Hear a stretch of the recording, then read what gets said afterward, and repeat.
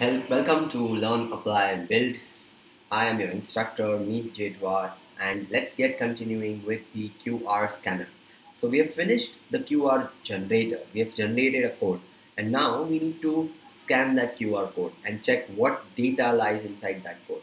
Okay, so what we do is we start with a library in Python. We start importing a library in Python called CV2. Okay, that's computer vision 2. And then what we do is we create an object using this library and store something that is cv2 dot, it's qr, and then c, capital code, code, and then detector, QR code detector from that library, this class. Now there are some points, that is a value which is labeled as val, and there are QR code points inside which are to be scanned, and it's straight QR code or not. It's straight and underscore QR code. And then now that equals to data dot, and then we'll have detect and decode. We'll have detect and decode. Now when we are detecting and decoding, we use the cv2 dot.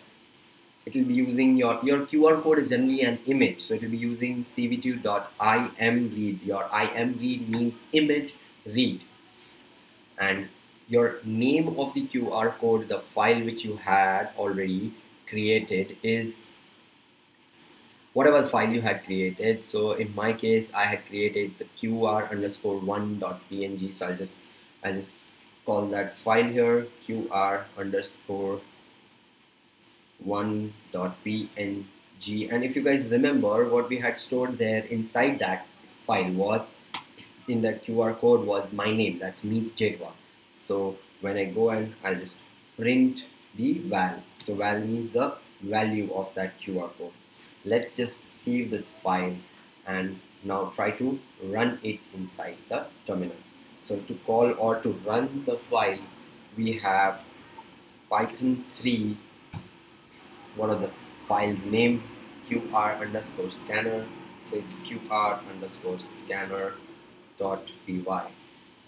So once we run it, you can see here that the file has been scanned and the QR code had some data input inside, which was my name, and it's being called Meet Jetwa. So this can be used to generate a QR code and to scan the QR code from anywhere, any file you have, and it can be cool project to encrypt or to decrypt your data. You can also use encryption of images. You can send images, you can send links to using a QR code, and it will be encrypted format, so no one can crack it unless they have a QR code scanner with them.